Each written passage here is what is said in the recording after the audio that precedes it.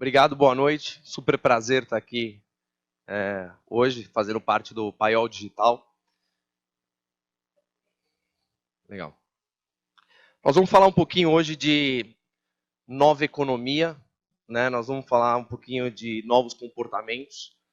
A gente sente isso, a gente tem a nova economia instalada dentro dos nossos smartphones, a gente consome a nova economia, a gente percebe que a maneira com que a gente consome, a maneira como a gente se relaciona com os nossos familiares tem mudado, né? E às vezes a gente não sabe o porquê e como. Então vamos explorar um pouquinho disso.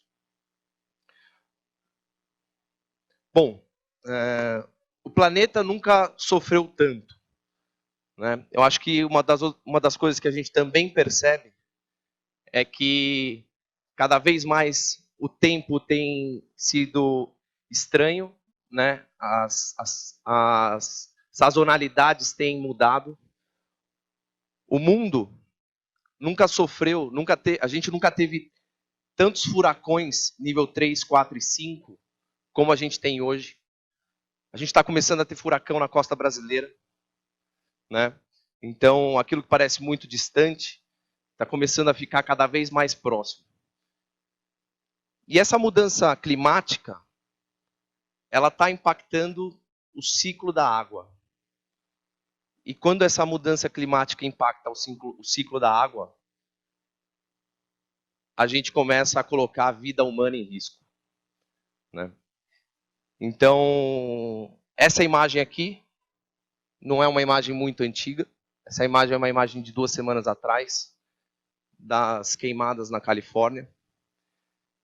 Essa queimada aqui é a pior queimada da história dos Estados Unidos.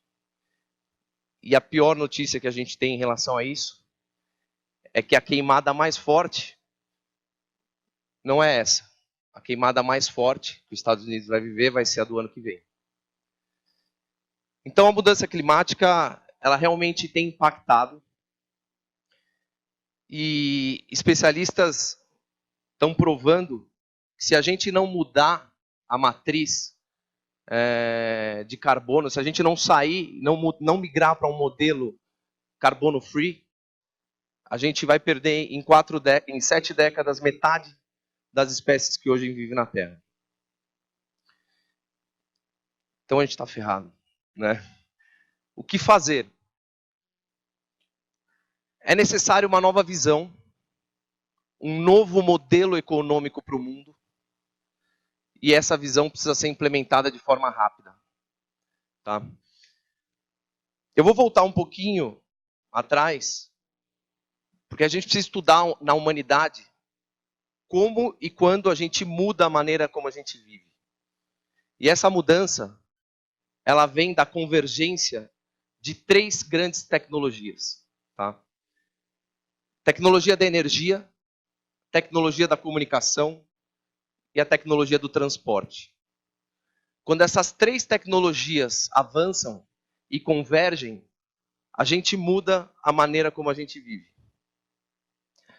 Eu vou trazer aqui 3 períodos, né, da nossa história.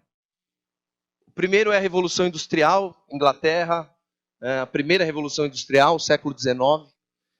E a gente teve a tecnologia da energia do carvão, a tecnologia da energia do telégrafo, de comunicação, e a tecnologia de transporte dos trens a vapor, e isso mudou completamente a maneira como a sociedade funcionava naquela época. Depois a gente teve a segunda Revolução Industrial, né? Então, é o modelo econômico atual, o modelo que impulsiona o mundo até hoje, baseado em petróleo, né?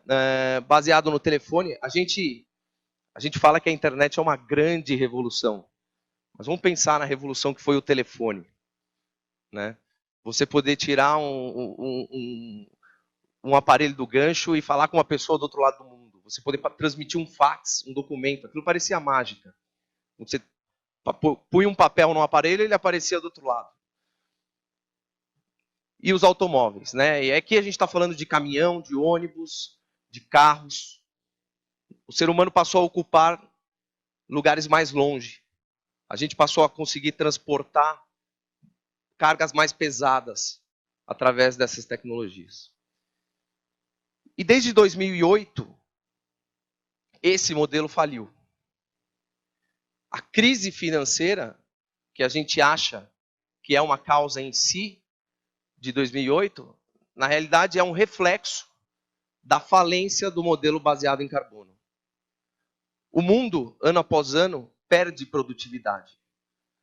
Então, o Japão, que foi o país que atingiu o ápice da produtividade no mundo, no modelo baseado em carbono, em petróleo, chega em 20% de produtividade.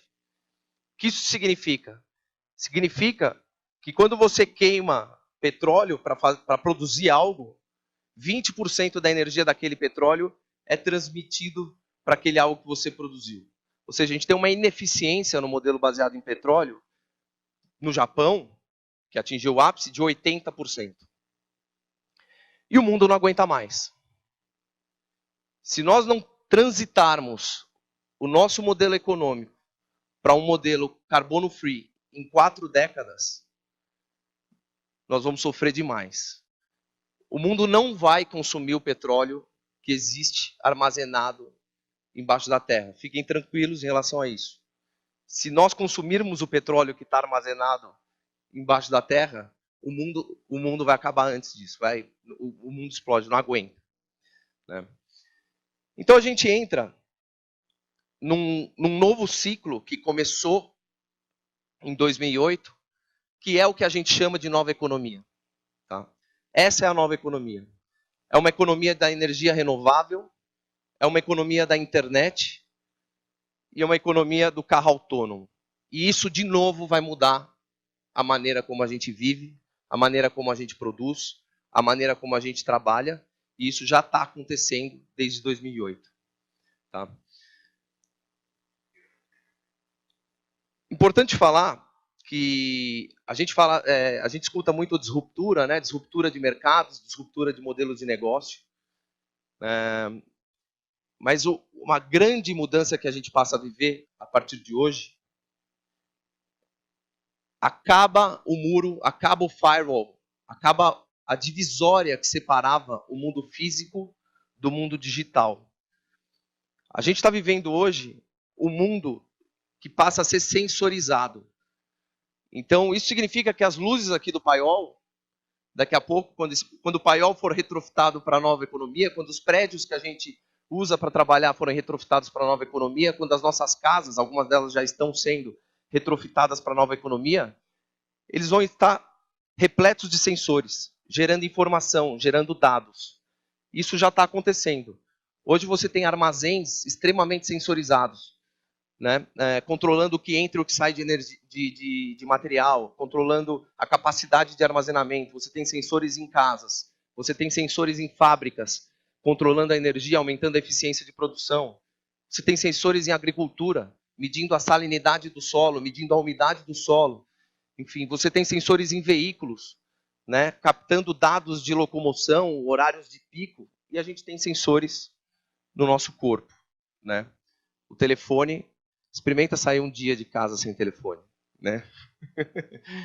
Então, nós estamos gerando dados 24/7. Mesmo dormindo, quando a gente coloca o telefone na cabeceira da cama, a gente está avisando diversos apps e empresas de tecnologia que a gente está dormindo. Então emerge um novo sistema. Emerge um sistema que ele é onipresente, ele é descentralizado e que conecta tudo e todos. A partir do momento que a gente começa a sensorizar o mundo físico, esse mundo físico passa a ser também digital. Não existe mais nada desconectado. E a gente está falando de 20 anos. Nos próximos 20 anos, nós vamos passar por uma extrema sensorização de tudo aquilo que a gente vê, usa e entende como mundo físico. Tá? Se fala que essa será talvez uma das últimas ondas de altíssima empregabilidade do ser humano, porque o robô não vai instalar esses sensores. A gente vai precisar de humanos para instalar esses sensores. Mas depois que essa onda de sensorização acabar, a gente vai ter novas práticas profissionais, novas oportunidades para novas profissões que vão surgir. Tá? Então a gente tem aqui uma geração de dados absurda. Cada sensor desse, no armazém, numa casa, num veículo, numa lâmpada, está gerando dado. E essa é a revolução. Uma grande rede de dados e aplicativos e algoritmos que rodam em cima desses dados. Tá? A partir de 2008, você passa a ter modelos distribuídos, colaborativos, abertos, transparentes e desenhados para escalar horizontalmente. Hoje, em 2018, a maneira mais eficiente e barata de se produzir e distribuir energia não é produzindo lá em Itaipu ou numa usina termoelétrica e distribuindo isso para uma cidade.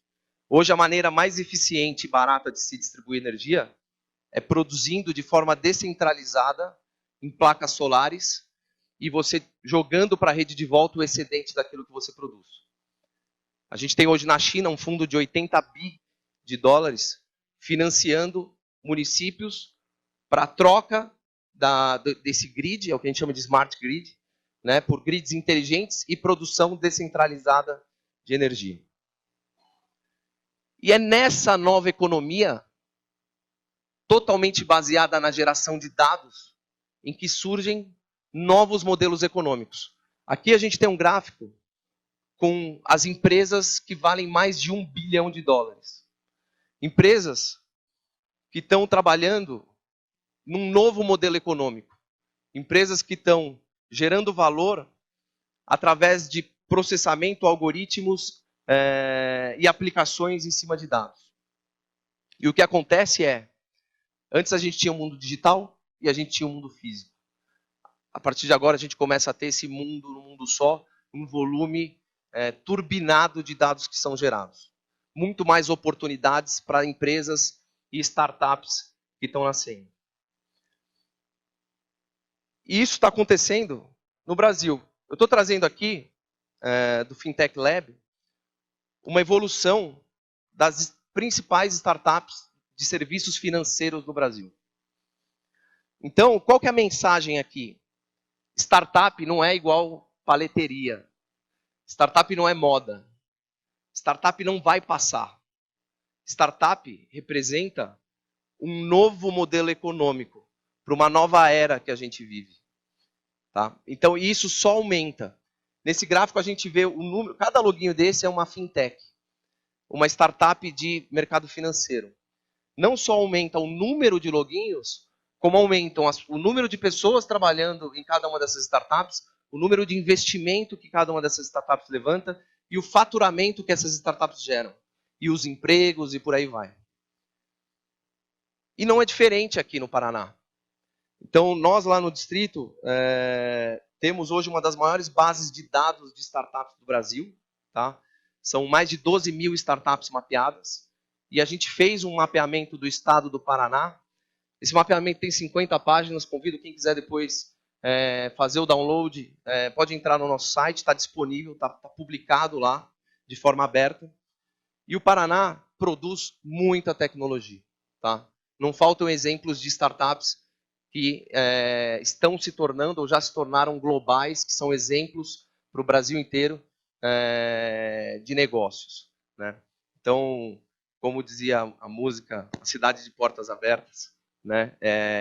A nova economia é uma nova economia de portas abertas. E Curitiba realmente já tem esse DNA e é hoje, no Brasil, um dos principais centros de produção de algoritmos, de aplicativos e de novas tecnologias. Não é à toa que quando nós saímos de São Paulo, o primeiro lugar em que a gente abriu fora de São Paulo um distrito, né, um centro de inovação que fica aqui dentro da FAI, foi Curitiba. Tá? E a gente vê isso acontecendo. Essa nova economia, e aqui tem players que a gente consome, né, ela está baseada em empresas que são asset light, ou seja, elas têm baixo ativo, baixo investimento em ativo, elas são muito ricas em dados, elas são obsessivas pelo consumidor. Se tem uma coisa que pode matar uma empresa nos tempos de hoje, é você não ter contato com o teu consumidor. A gente atende, por exemplo, indústria química, que produz molécula que vai no tijolo, que vai na telha. Mas essa indústria química, se ela não sabe quem é que está usando a casa, quem é que está comprando essa casa, esse é o primeiro passo para ela não existir mais nessa nova economia. E modelos de plataforma. É muito difícil uma grande empresa pegar e pensar, pô, eu estou aqui trabalhando há anos, gerando dado, esse dado eu quero usar para mim. Eu vou abrir a minha empresa, eu vou abrir os meus dados para o ecossistema. É difícil de pensar. Mas esse é o modelo que passa a funcionar a partir de agora. Se a gente pensar na Wikipedia, né, falar um pouco de colaboração, quando que alguém poderia pensar que a Wikipedia daria certo? O ser humano, ele para o tempo dele, ele trabalha de graça, ele tira o conhecimento da cabeça dele, põe num site e não ganha nada em troca disso. E está lá hoje um dos maiores bancos de dados de conhecimento do mundo. Esse é o mundo colaborativo que a gente vive hoje. Então, essa nova economia que a gente tem instalado nos nossos smartphones, esse ecossistema de startups que a gente vê por aí, nada mais é do que um reflexo de novos comportamentos, de um mundo onde a geração de dados é estrondosa, tá? Da convergência de internet 5G, de energia renovável, transportes autônomos, essas três internets, né? A internet do transporte autônomo, a internet da energia e a internet da comunicação, essas três internets rodando sobre uma grande plataforma de sensores. Esse é o novo mundo. E tudo isso porque a gente faliu a produtividade. Não tem como ser mais produtivo do que 20%. Então, se a gente quer alimentar mais pessoas, se a gente quer ter energia sem gerar efeito estufa, nós precisamos entrar num modelo que não está baseado em carbono. Então, isso está enraizado. O fato da gente ter uma startup lá na ponta, isso está enraizado numa mudança de modelo econômico, numa nova proposta de modelo econômico para o mundo. Se nós aqui, não fizermos, talvez os nossos filhos não possam ter a mesma vida que a gente teve. Opa, acho que entrou um antivírus ali. Voltou? Eu vou terminar aqui com alguns exemplos, porque a gente fala de nova economia, mas essa nova economia ela não vai nascer do dia para a noite, né? A gente não vai abandonar a segunda revolução industrial do dia para a noite.